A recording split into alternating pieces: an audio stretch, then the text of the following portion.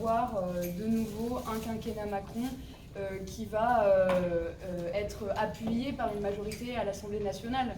Donc là, en plus, on a une députée sortante sur la circonscription qui est Madame Vansenbroek, qui a voté toutes les lois à la fois liberticides mais aussi de caisse des solidarités qui ont été proposées par le gouvernement Macron, et on peut pas se permettre que ça continue comme ça. Donc nous, notre objectif pour ces élections, c'est bien sûr la majorité à l'Assemblée nationale pour pouvoir avoir un Premier ministre qui est issu de cette majorité, à savoir Jean-Luc Mélenchon. Et comme ce vote, le vote des présidentielles a permis de clarifier les choses et a permis de faire cette union de la gauche, on pense que le vote aux législatives, lui aussi, peut changer les choses et amener cette nouvelle majorité. Donc c'est des enjeux qui sont à la fois nationaux, même mondiaux, quand il s'agit d'enjeux sur les climats, mais qui vont se retrouver dans la vie des gens de manière très concrète. Nous, on est pour l'augmentation du SMIC à 1 400 € net. On sait qu'ici, on a on a des salaires très bas dans le Bourbonnais. On est pour la retraite à 60 ans, ce qui va aussi libérer des emplois. On a des problèmes de chômage ici. Le revenu d'autonomie jeune pour que les jeunes puissent faire des études de manière autonome et poussée, des moyens pour l'hôpital, pour l'école, pour le transport public. On sait bien qu'on est dans un désert médical, que le transport c'est quelque chose qui est peu accessible aux gens. On voit bien le problème avec la gare de Montluçon, mais aussi qui est de moins en moins desservie, mais aussi les transports à l'échelle du département ou de la circonscription qui sont peu accessibles, et du coup tout le monde se tourne vers la voiture individuelle qui n'est pas accessible à tous. On pense aussi à des orientations politiques d'ordre écologique avec la règle verte et une attention particulière portée à l'eau, ce qui va avoir un impact important pour les agriculteurs et les agricultrices. Là, on va rentrer dans une période de sécheresse. Et évidemment, abroger la réforme du chômage, restaurer le code du travail et œuvrer pour la paix. C'est une considération qui hante beaucoup de gens aujourd'hui. Et faire tout ça collectivement, faire tout ça à l'échelle locale, en étant proche des gens et en continuant à faire ça pendant le mandat, de toujours aller consulter les gens, toujours être proche du territoire, faire des ateliers des lois, rester dans les mouvements militants aussi, continuer à être présent dans les mouvements militants, parce que c'est de là qu'on vient aussi, on est tous et toutes présents dans ces manifestations, et il faudra continuer, parce qu'il faudra que le mouvement social continue à l'issue de ces élections. Donc tout simplement, en fait, redonner confiance aux Bourbonnaises et aux Bourbonnais dans leur capacité d'agir collectivement et de changer les choses, de créer un autre monde, parce que un autre monde est possible, et que pour ça, il faut qu'on s'y mette collectivement. Et on souhaite que cette campagne soit l'occasion de redonner cette confiance-là, de continuer l'élan qui est déjà très fort là. Au niveau local, on le voit, il y a beaucoup de militants et militants qui sont présents dans la salle. Voilà.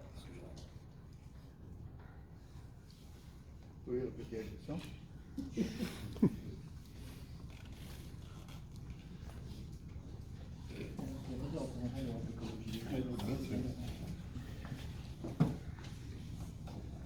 Le fait justement que cette union, ça vous donne de la force, une certaine forme de pression, également, vous ressentez comment le fait d'avoir tout le monde derrière vous? Comme je le disais, c'est très porteur, c'est formidable, c'est historique, on est tous ensemble, on est en train de se mettre d'accord sur un programme, il y aura plus d'une centaine de propositions. Ça montre que la gauche est prête à faire face aux grands enjeux de notre époque. Et ça c'est extrêmement important. Je pense qu'on se sent tous investis d'une responsabilité. Il y a 1500 candidats sur l'ensemble du pays qui ont retiré leur candidature et qui le font avec conviction. Là, depuis le début, je faisais il n'y a que moi qui parle. On s'était dit qu'on allait d'abord donner la parole à tout le monde et que j'allais conclure, mais bon, les choses ne se passent pas toujours comme on a prévu. Mais je pense que c'est important de le dire, quoi, que c'est un effort collectif qui est fait et qui va porter ses fruits. La preuve, la NUP pour l'instant en tête des sondages. Donc, il y avait une attente des gens aussi. Les gens nous demandaient à ce qu'on s'unisse pendant longtemps, et là c'est fait. Donc on espère que les gens ils vont recevoir ce message fort.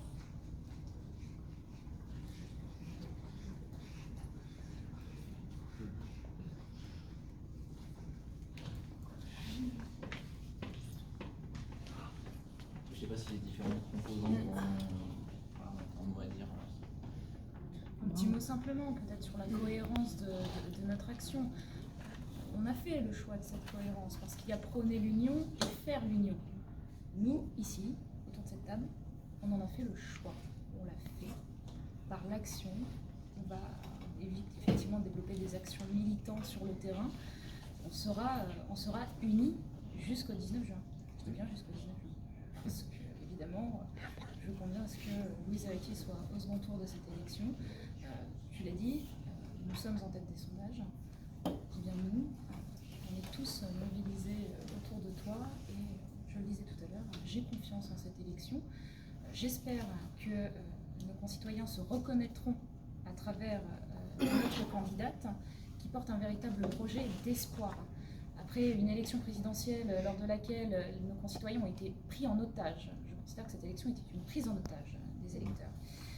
Aujourd'hui, ils ont la possibilité sur notre circonscription de pouvoir se reconnaître à travers une jeune candidate qui porte cet espoir d'avenir et le changement que tous nos concitoyens attendent.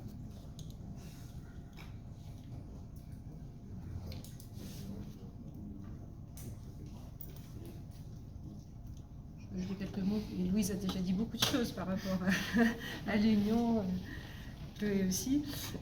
Donc l'Union offre une stratégie, le rassemblement, et un programme qui est donc partagé sur des bases assez solides et qui sont solides et qui vont être déclinées par plus de propositions cette semaine. Donc on aura plus d'informations.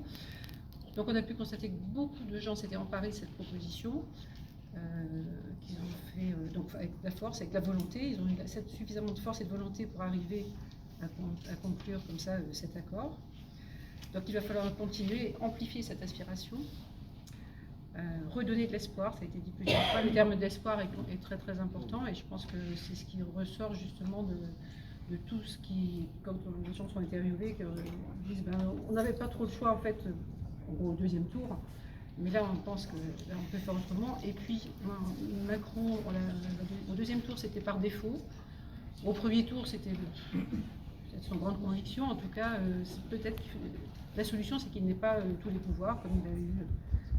C'était une pure catastrophe.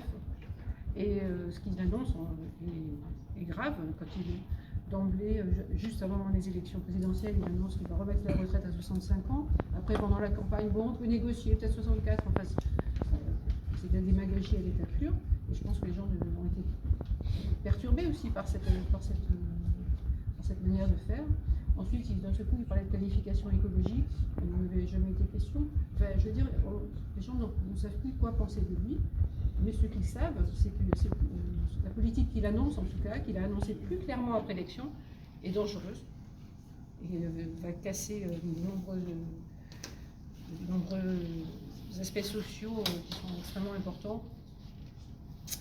Je voulais aussi revenir, nous, sur le fait que dans notre perspective politique, l'intervention citoyenne ne s'arrête pas, ne se limite pas au vote. Elle doit perdurer. Elle a lieu avant, bien sûr. Vous avez dit, on a beaucoup de rencontres, mais elle doit perdurer ensuite. Et l'aspect démocratique du programme est extrêmement important. Alors notamment, mais pas uniquement, notamment avec la 6e République, qui va permettre de mettre fin à cette monarchie présidentielle. Il est temps de changer de système. La 5e République est à bout de souffle, tout le monde l'a dit, ça a été dit partout, et malgré tout, on n'a pas constaté de changement de comportement du monarque présidentiel actuel. Au contraire, il a plutôt assis son autorité. Et donc on compte, et on sait qu'on peut compter, porter avec beaucoup de force et beaucoup de conviction. Elle en fait preuve constamment, notre candidate, et puis Michel, son suppléant, qui vont faire qui vont porter vraiment tout ce programme, tout ce projet et l'emmener très loin. Et on est sûr que dans tout le pays, ça va beaucoup bouger. Et donc ils auront les moyens, parce qu'ils seront élus, et beaucoup d'autres seront élus, de porter la majorité à l'Assemblée.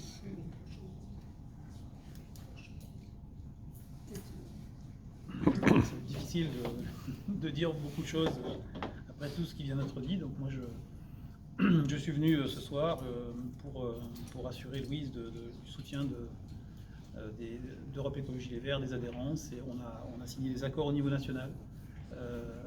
C'était une évidence, il fallait absolument que ces accords, je crois que tout le monde a réussi à passer outre les petites... parce qu'il y a certains sujets qui peuvent éventuellement fâcher, mais je crois que l'important c'était de faire ces accords, cette coalition, ce rassemblement.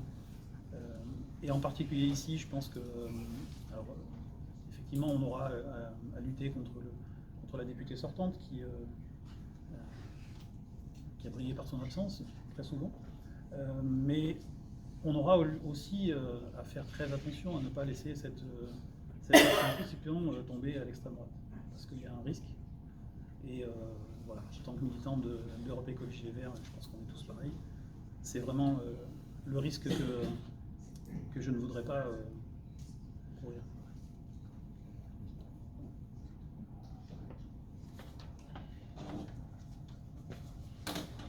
C'est donc à moi. Alors, je sais que vous l'attendez, donc je vous annonce officiellement le retrait du candidat communiste à cette élection législative des 12 et 19 juin pour cette deuxième circonscription, en total respect avec l'accord national. Ce que je voudrais dire, c'est que je ne me suis pas engagé dans cette campagne pour moi. Je n'avais jamais pensé être candidat, même à un moment donné. Mais ce qui nous touche et ce qui nous affecte, et la raison de notre engagement communiste avec Corinne Charpille, qui était ma suppléante, qui est excusée, qui ne pouvait pas être là ce soir, c'est la situation des gens, la situation des électeurs et des habitants de nos 103 communes. Et j'insiste bien là-dessus, de nos 103 communes. Montluçon en est une, mais il y a un territoire qui est divers, qu'il faut bien comprendre, partager et se déplacer sur l'ensemble de ce territoire. Donc je dis à Louise, je fais référence à quand on avait fait notre conférence de presse, à la journaliste de Radio Coquelicot qui venait d'Ébreuil, qui nous disait: est-ce que vous allez venir sur Ébreuil? Parce que la députée sortante, on ne peut pas dire qu'on l'a vu beaucoup vers la forêt de Conseil, comme on l'a vu beaucoup vers la forêt de Mollet. Et on a besoin d'avoir des députés qui soient présents sur le territoire et partout. Je voulais aussi revenir sur les élections présidentielles. Alors, un certain nombre de choses que je ne dirais pas, qui ont déjà été évoquées sur le parc Louet, sur la prise en otage des électeurs. Je suis entièrement d'accord avec cette idée-là. Moi, ce que je dirais, c'est que nous communistes, on n'est pas dans le camp de la finance, on n'est pas dans le camp des nantis. Nous, et je crois que c'est l'engagement aussi de cette campagne, on est avec les travailleurs, on est avec ceux qui bossent, on est avec ceux qui souffrent, avec ceux qui triment tous les jours, avec ceux qui ont des bas salaires, ça a été dit par tout à l'heure. Et ça, c'est important pour les gens, de bien le répéter, de bien le marteler. Nous, la gauche, on est aussi là pour ça. On n'est pas là pour nous. Alors, une union a vu le jour à Paris. J'espère qu'elle sera meilleure. Je me rappelle, j'étais jeune, mais j'ai vécu l'union de la gauche en 1981. On a vu où ça nous a mené. J'espère que plus jamais pareil. J'aurais préféré que cette union, que ce rassemblement, vous le savez très bien, se fasse ici à Montluçon, sur notre territoire, où l'on doit parler directement aux électeurs. Je pense que si cela avait été possible, ça aurait eu peut-être beaucoup plus de gueule, y compris avec le PRG, qui a décidé de faire cavalier seul, et je le regrette. Peut-être, c'est peut-être de l'utopie, mais peut-être que ça peut être une démarche engagée par Louise, d'aller sonner à la porte en lui disant menons le combat ensemble. Nos combats prioritaires, ça vous fait sourire, mais je le pense. Si on veut faire l'union, pour moi, il faut la faire avec tout le monde. Le NPA, lutte ouvrière, pour moi, j'ai pas d'exclusion à gauche. Moi, je n'ai pas d'adversaire politique à gauche. On a nos divergences de partis, mais le clame haut et fort, on n'a pas d'adversaire à gauche. Nos combats prioritaires restent les mêmes. La retraite à 60 ans à taux plein. Une exigence très très forte dans la population. Très très forte. Les 65 ans à Macron, au Rothschild de l'Élysée, on n'en veut pas. Personne dans la salle en veut. Personne sur les territoires en veut. Il y a un rejet massif de cet axe-là. Je pensais qu'il aurait eu la décence, suite au deuxième tour, peut-être même avant le deuxième tour, de lâcher quelque chose par rapport à ça. Il n'a même pas fait, il ne respecte pas les électeurs. Il respecte, pour moi, pas ceux qui votent. Le deuxième point important, c'est l'augmentation du SMIC et je dirais de tous les salaires et de toutes les pensions.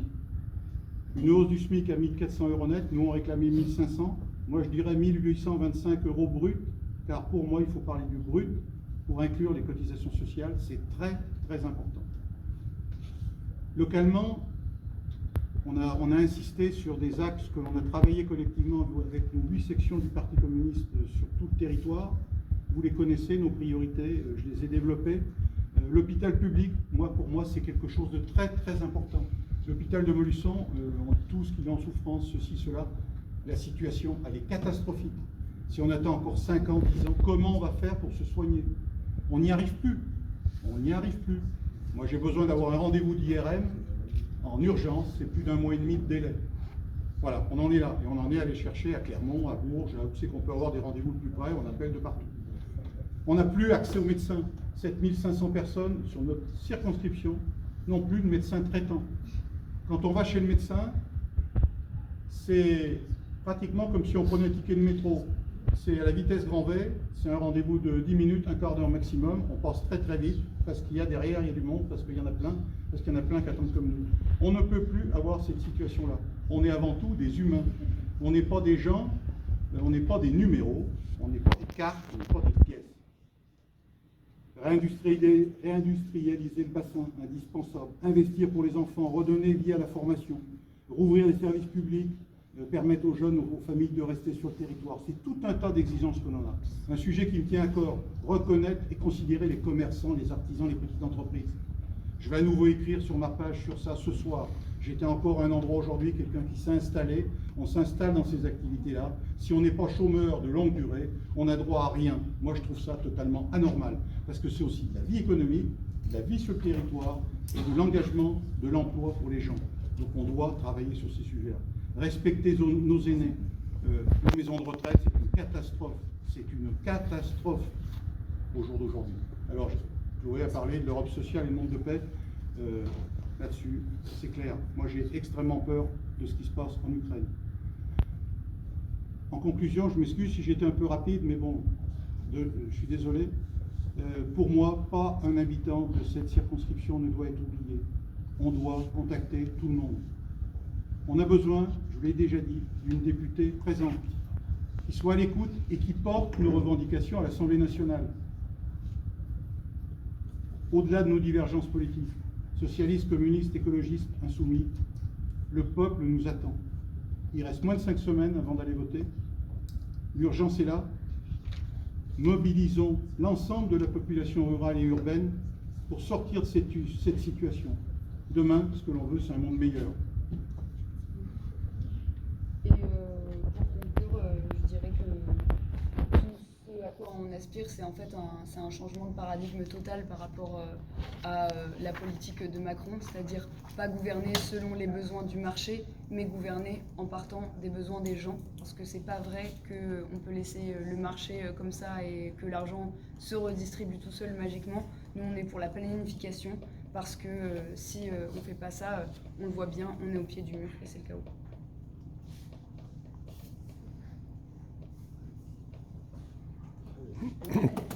Merci.